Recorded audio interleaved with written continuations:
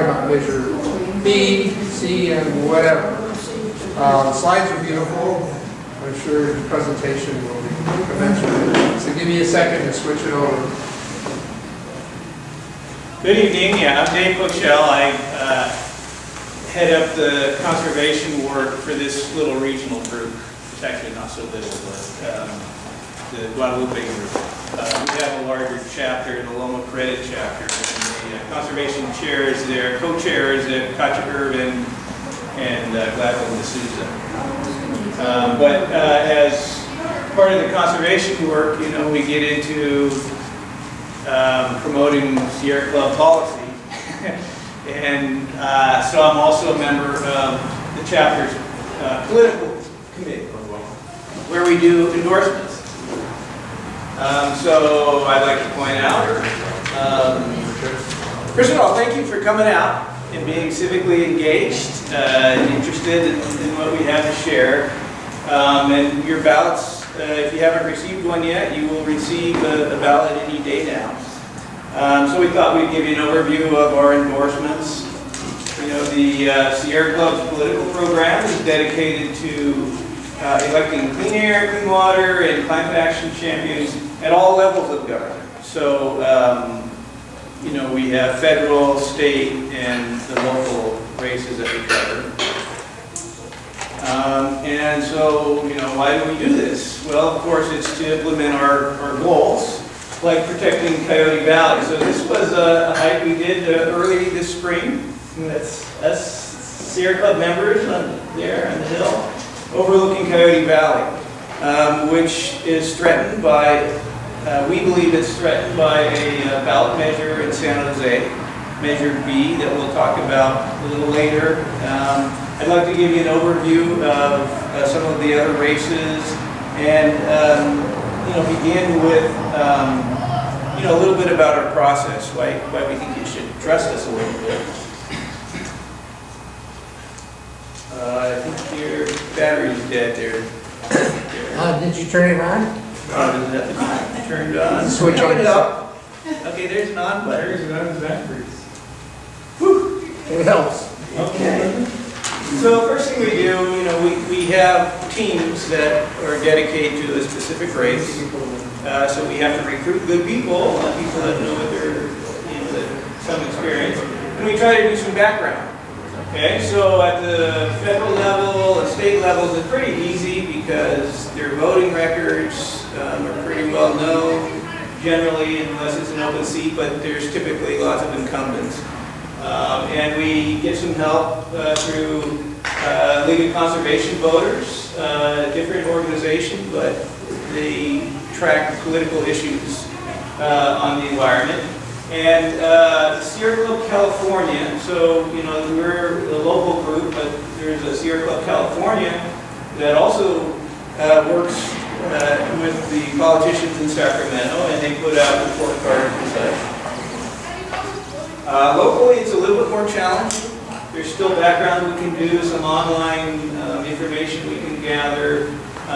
Through the Secretary of State, you can get into the campaign reports.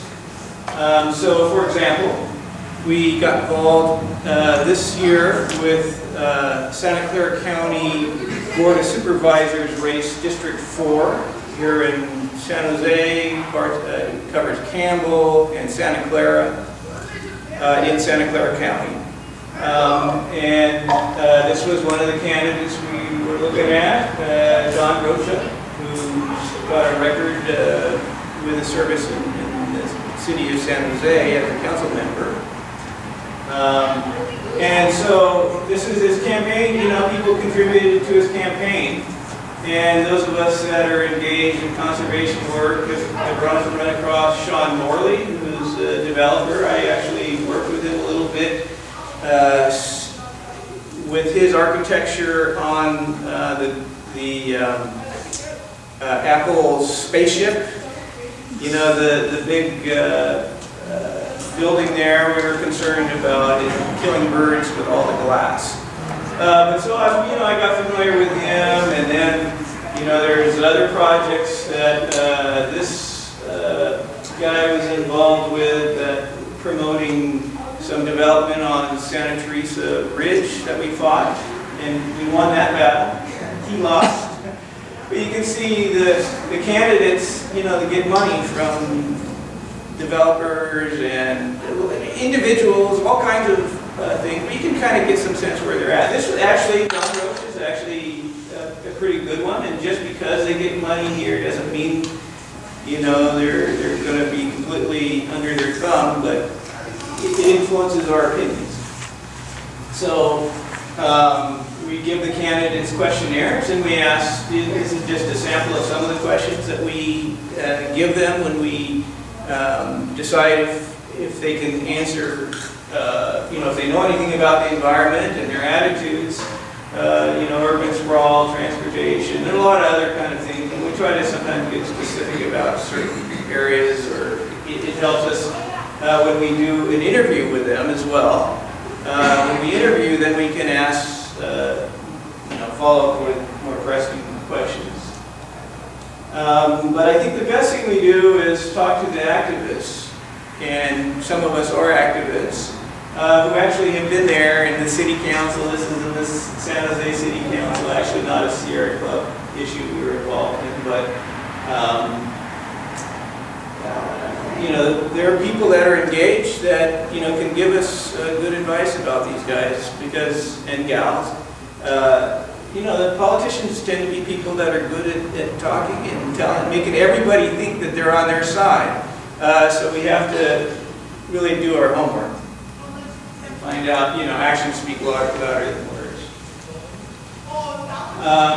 So these are our endorsements at the federal level. Your congressmen and women. Generally, again, you know, these folks are incumbents. Their records are well known, and in this area, you know, we really do have the better Congress people, and so we generally will endorse our incumbents. And in fact, the club does have kind of a preference. If we've got a fairly decent incumbent, to go with the known quantity, you know, burden the hand over some potential rising star. It was an issue with, we had endorsed Mike Honda, who had an excellent record in Congress, but it didn't mean that Rocana wasn't good, and, you know, I'm happy he's there now. He's been a very good congressman for us. So now that he's running for re-election, we're happy to go with him. Okay. So at the statewide offices, we've endorsed Gavin Newsom, and it was based on our belief that he's independent from the oil industry, his independence from the tobacco and e-cigarette industry, demonstrated and has been a sophisticated commitment to the environment and public health, a commitment to social and environmental equity, devotion to transparency and access and consultation. You know, some people are real, you know, some of our politicians are much better at letting you come in and talk to them and hear your opinions than others. Some of them, you know, it's really difficult to talk to. But Gavin Newsom's been very good that way. Frankly, it's also a liability. We have a bar that we don't want to endorse people that we know don't have a chance. We want to at least, you know, it's not to say that we know they're going to win, but it's to say, you know, we're going to have some influence. And he's certainly viable and likely to be our next governor. We've also endorsed Jeff Bleich. And the woman who runs Sierra Club California, the director there, Catherine Phillips, wrote about Jeff Bleich, that he innately understands why Californians care so much about our environment. He gets why advancing equity and environmental justice are essential to public health and the planet. He has experience as a lawyer and a public servant that prepare him for the duties of Lieutenant Governor, including those important duties that influence how the state addresses state lands, coastal waters, and natural resources. Hands down, he's the best candidate for lieutenant governor. And being capable is an important part of an endorsement. These people need to know what the job's about and have the capability to do it. Otherwise, they're not going to be effective. Who are these guys in the photo? Those guys are Sierra Club members. Oh, You is see that right? that? Yeah, that's Oh, the Sierra Club. Lobbying, at the state capitol. okay. Just asking. Yeah.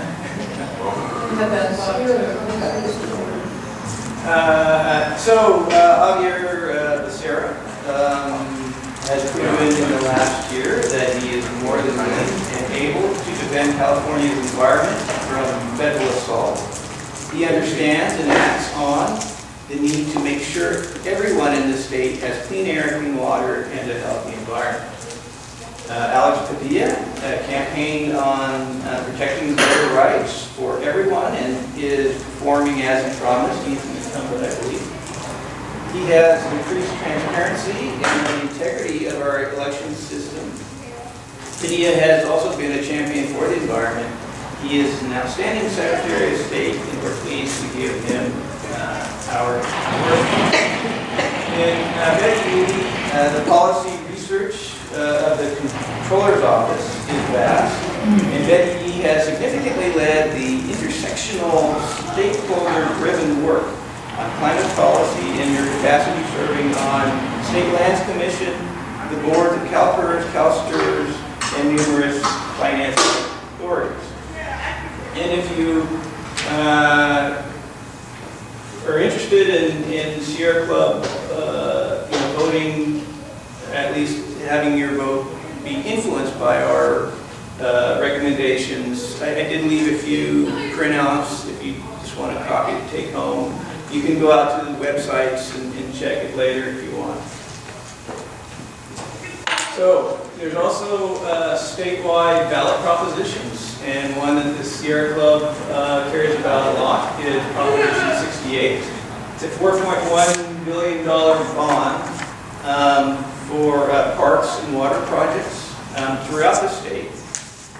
There's some specific funding that would be dedicated to the Bay Area, including $290 million that is based on a formula allocation based on our population that would go to Bay Area park districts and for local and regional parks.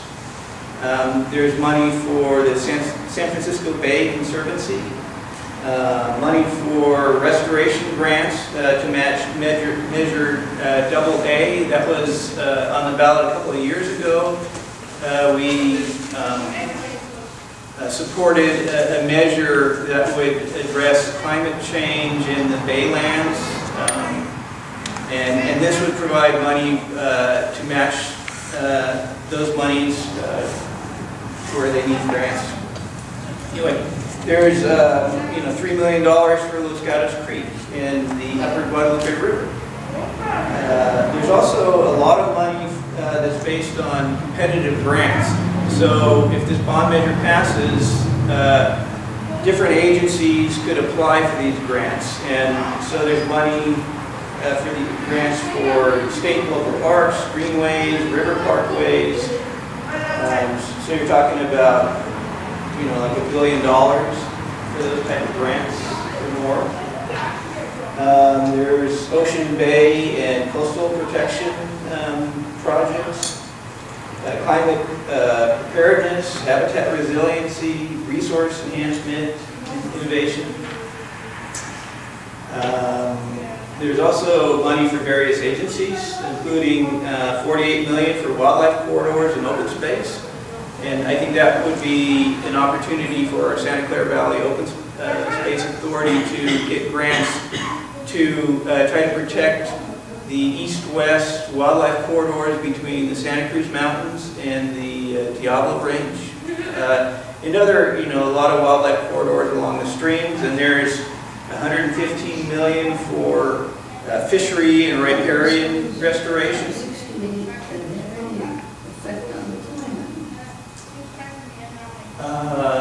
Yeah, well, this prevents, well, when you protect open space in parks, you produce less carbon dioxide than urbanized areas, so it helps encourage developing more efficiently in urban areas. But also, we're learning that with the restoration of streams, that you can sequester carbon as you regrow those willows and the sycamore trees and alders.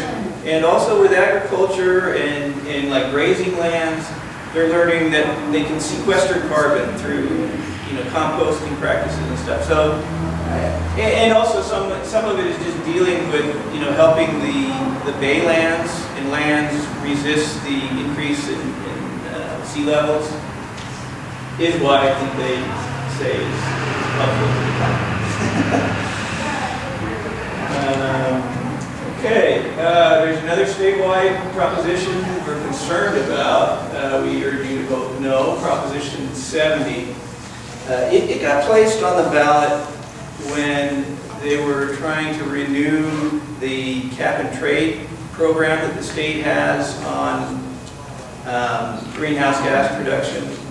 And basically, those politicians that were under the thumb of the oil industry to get through a vote, actually to just peel off a couple of them, they got the governor to go along with the idea of placing this on the ballot that would require a 2/3 vote of the legislature to allocate the funds from this cap and trade program. So what it does, if this passes, it gives the oil industry more authority or more sellout politicians to say that it won't go to those industry, It just gives them, when you've got 2/3 vote, it's difficult to pass. Well, you get the clues if you find out who also supports it. Oh yeah, right, exactly. Well, the bad guys support it. The oil companies, well, there's a lot of politicians, actually most of the Republicans, frankly, and quite a few of the moderate Democrats, to get elected, they get a lot of money from the oil industry. So, they feel obligated to keep that money flowing to them. At least that's the way I see it. But so we don't think it's a good idea because we don't want to give them any more power. That's what that one's about. So we have also the state assembly, various districts. I don't know. I presume that you all are in one of these districts. I don't know which one. It could be any of them. I'm in District 29. But most of the folks around here are pretty good. And these are all incumbents with records, but they're all pretty good. There is one open district where the current assemblywoman is termed out. And actually, we think this is a great opportunity. Ana Caballero. What assembly district is So this building in? This building, I don't know. Gary, do you know? 28. This is probably 28, yeah. 28? Evan Lowe, who doesn't deserve an endorsement. Oh, from the well, it looks like we didn't give it to him. He doesn't deserve it. You see a hole here in 28. Yeah, we're in Evan Lowe's district. You got low? Evan Lowe. Actually, in some ways, he's a decent guy, but he hasn't been a super strong assembly leader on the climate. He's kind of one of these oil guys. But District 30 is South County, Morgan Hill, Gilroy, Hollister, Salinas. So it overlaps with the Ventana chapter. We're the Loma Prieta chapter. So it kind of got a little extra hiccup to go through both of us. But we did endorse Robert Rivas, who is really a good one. And Ana Caballero was, again, not all that great on the environment. And so this could be a real pickup for us. What assessment this building is in? Yes, 28. Evan Lowe. We're not endorsing him. Yeah, I've talked to But I don't him. know. In fact, I have him working on one of my problems. Okay. You're in District 27 here? 28, which is not the. 27 East Side. That's approved. Anyway, so the District 30 guy could probably use some help. It's an open seat, you know, kind of wide open.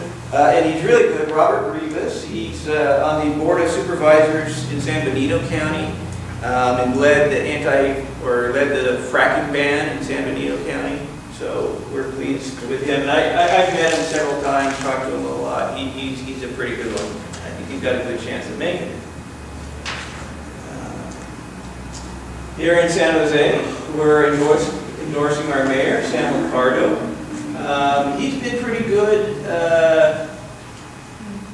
on a couple of things. In particular right now, he's really leading the charge against Measure B that we're against, and he's really, we owe everything to him.